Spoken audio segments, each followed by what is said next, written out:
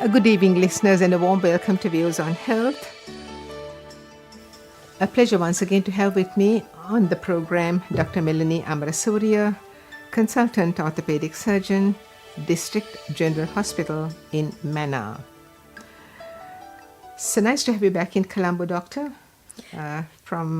away from where you are located. And having discussed fractures last time around, the topic under discussion today is numbness of the upper arm. Over to you, Doctor, then to introduce the topic, numbness of the upper arm. Thank you, Fatima. So, numbness of the upper limb or upper arm is also another common problem that I see, mainly among women in the age group of 40 to 60. So, there are a few common causes.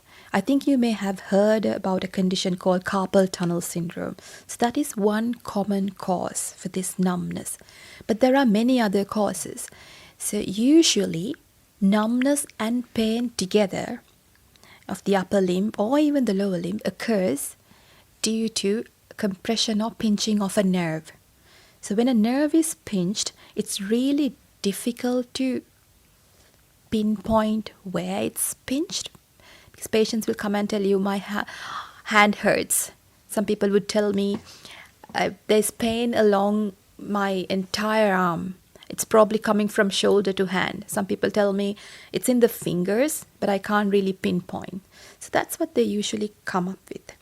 But then we have to see, is it actually a pinched nerve? Or is it coming from the joint? And if it's a pinched nerve, where exactly it's pinched.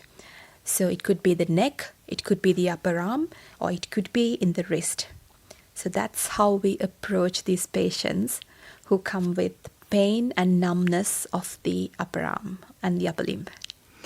Now, numbness, as we understand, is there's no feeling or no sensation in that particular place or point. And sometimes it passes and then it recurs.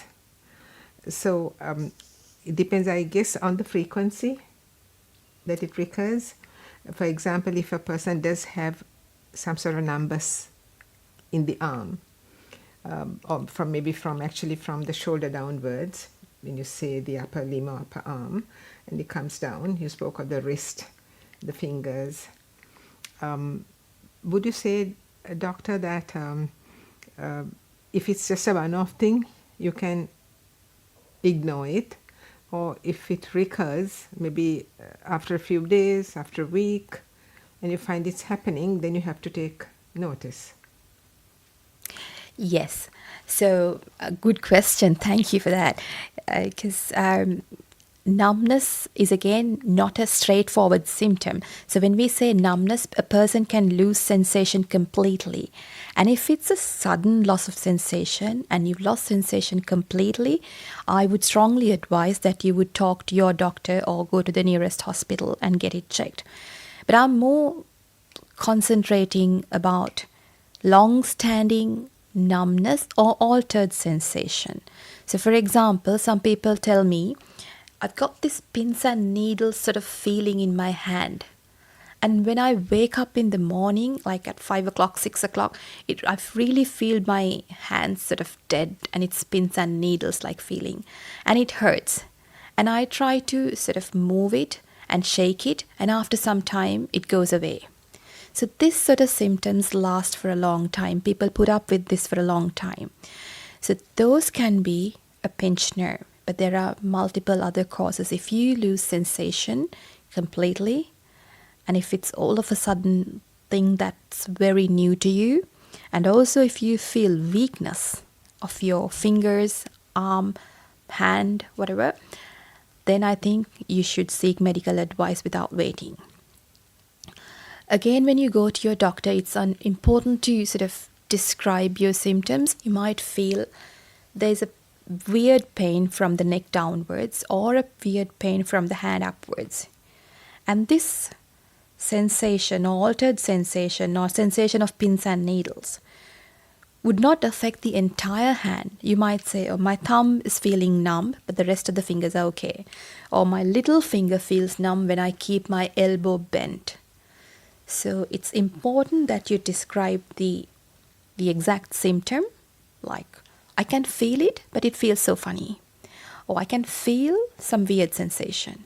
And also the location where you feel that sensation. Is the little finger, thumb, just the palm, or sparing the palm? So it's important to understand the symptom and the location.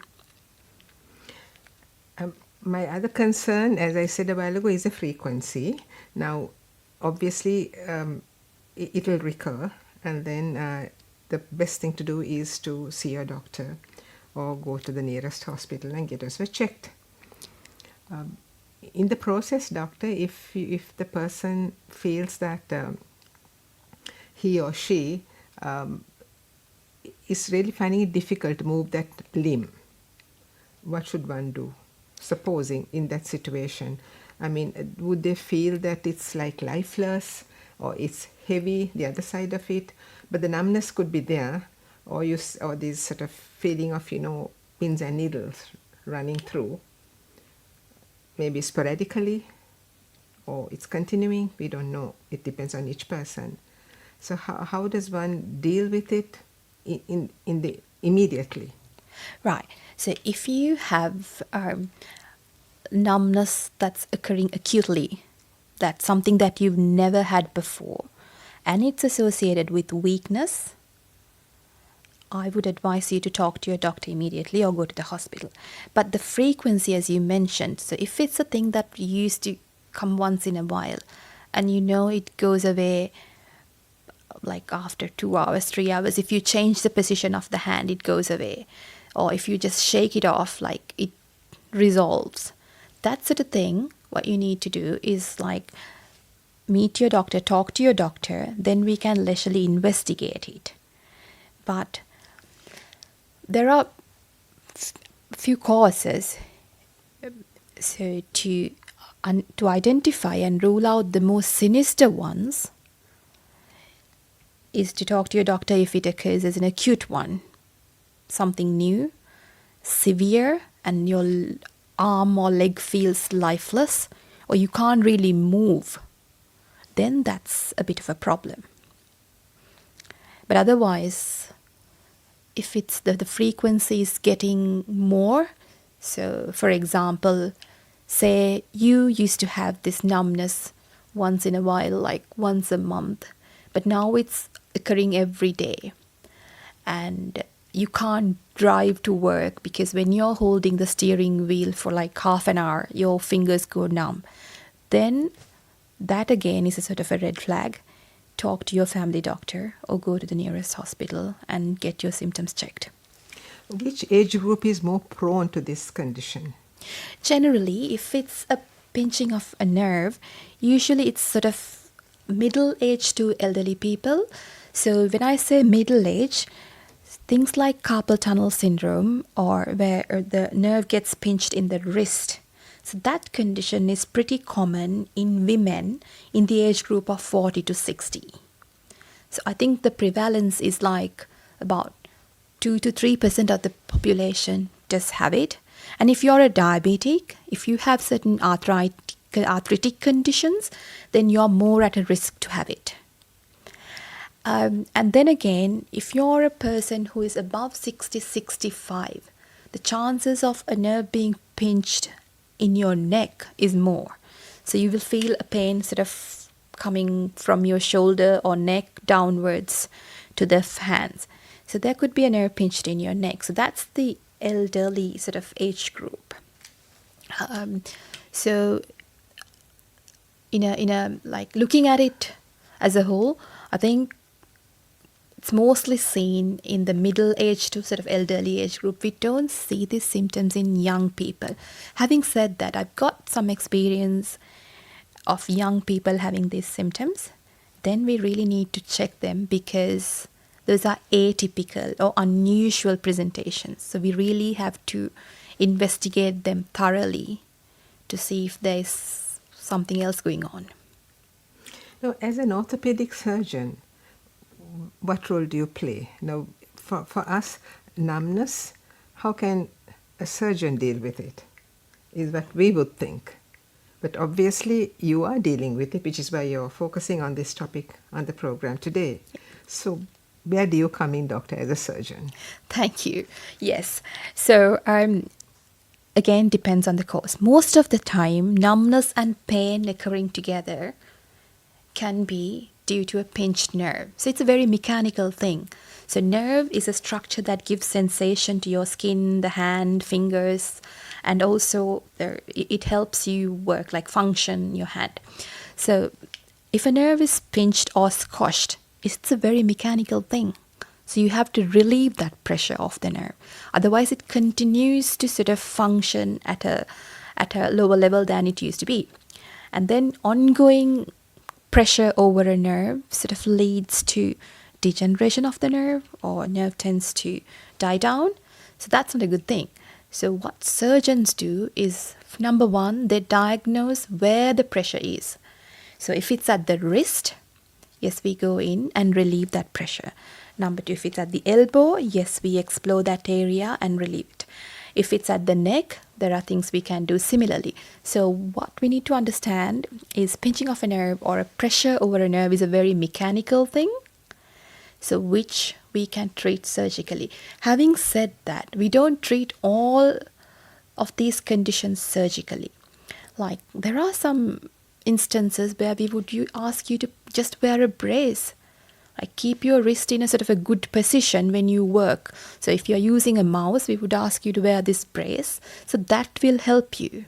So that's the first line of management. The second line would be, it's not really resolved by a brace or keeping the hand in a good position. Then we would tell you, okay, the nerve is a little bit angry. So we would just give an injection which would sort of calm it down. So that's the second line. So we do give injections around the nerves, so to relieve that pressure, so the swelling goes down.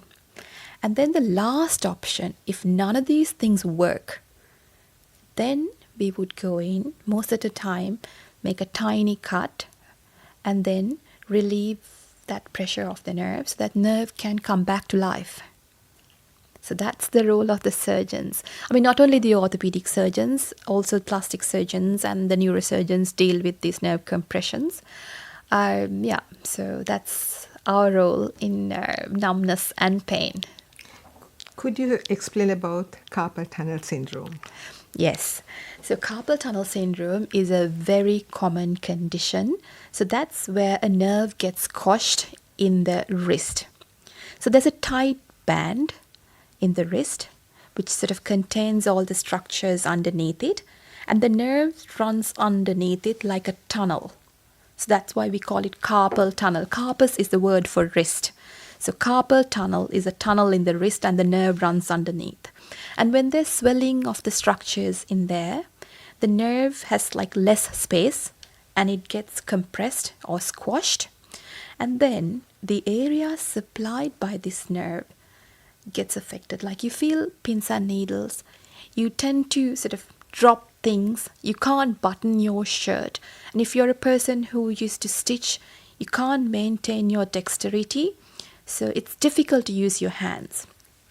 And then in the early mornings you would wake up with sort of numb hand. 4 o'clock you wake up and you just shake your wrist, and then you feel it's a little bit better, but then you wake up in another hour, it's painful, and you shake it off and you feel better. So that's sort of symptoms you get with carpal tunnel. So then again, what we do in that situation is, first thing, we give you a brace. We get you to keep the wrist in a good position. We try and see if that helps. If that doesn't help, what I would normally do is give an injection at the office or the clinic. So, and then most of the time, it settles this pain and the symptoms. And as the last resort, if none of these symptoms, none of these measures help, then we would make a tiny cut, very tiny cut, and release that tunnel so that the nerve is free. And then there's no more pressure, and you don't get any more pain when you wake up in the morning, and there's no numbness. So comes back to life. So yeah, so that's carpal tunnel syndrome. Because it does hamper movement, flexibility, all that of the fingers. Yes, it does. And Yes. the treatment can put it right. Yes, it makes a massive difference. So, like carpal tunnel surgery, for example, it's a 5 minute surgery, usually very tiny cut, like couple of stitches, and done on the local anesthesia, meaning that you're awake, talking to your surgeon, even in a government hospital, even in a remote government hospital, it's done under local anesthesia. And you're talking to your surgeon, and after 5 minutes, you can be sent home. And after about 10 days, you'll get your stitches removed and you can use your hand normally. And it makes a massive difference. Doctor, any other reason why you would conduct surgery? You spoke of the pressure, to ease the pressure of the nerves. Is that the only reason? Most of the time, yes, but sometimes there can be adhesions and inflammation, so we need to free up the nerves.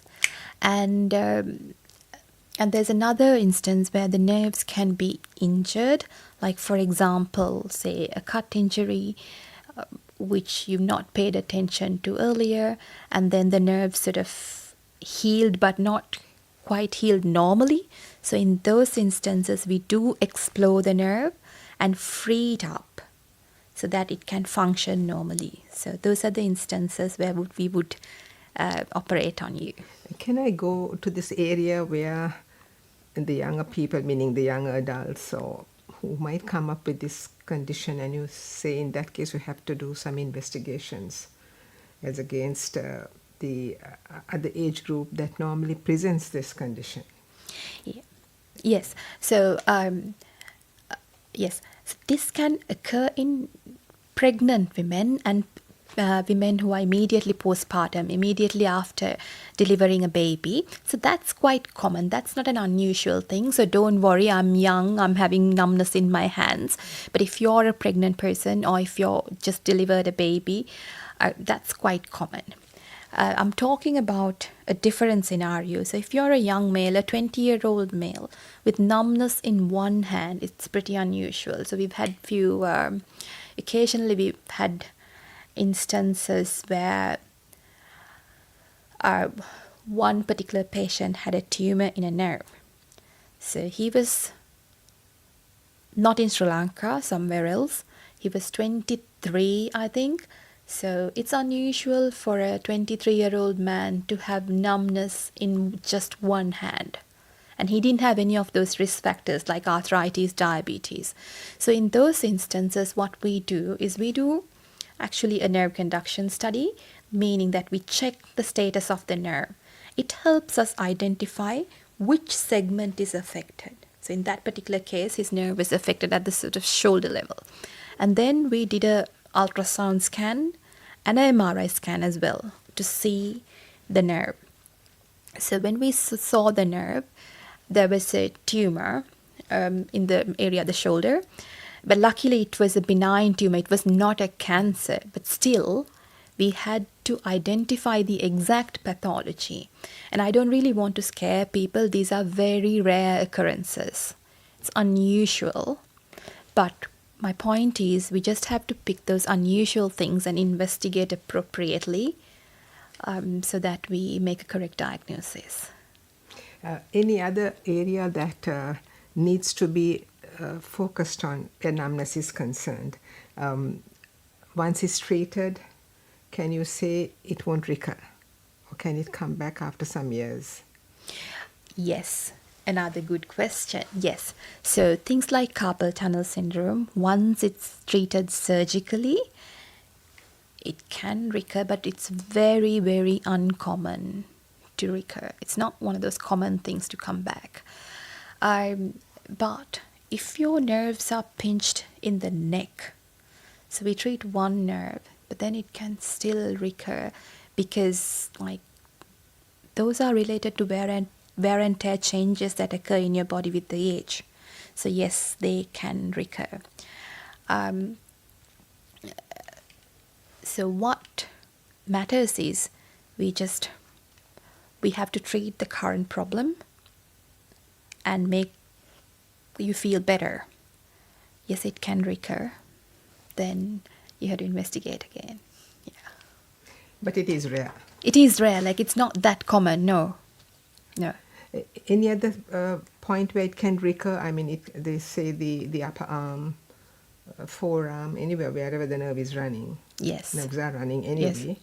And once you treat and you think you're okay after maybe 2-3 years, can it come back? No, it's not usually after 2-3 years. If you look at wrist, elbow, nerve compression problems, definitely not after 2-3 years. It's usually, I'm talking about 10-20 years. That soon. Yeah, like it's not that common. Even if it occurs, it usually takes like a longer time, particularly if you have more risk factors. I mean, I can't say once it's treated, it would never come back. I can't say that. But it's uncommon, takes a very long time, and particularly if you have the risk factors like diabetes or arthritis or thyroid problems like that. So those are the factors that trigger this Yes. condition. Yes. So anybody without any of those problems are safer, would you say? Very unlikely to have it Have again. it. Yes. So that sort of augurs well to those out there Yeah. who don't have arthritis, diabetes, Yes. thyroid problems. Yeah. And the other side of the coin actually is if you have a pinched nerve, thinking that the solution is not permanent is not an answer, because if you have a pinched nerve, you need to get it fixed. So if it needs surgery, if it needs an injection right now, yes, that's the treatment right now.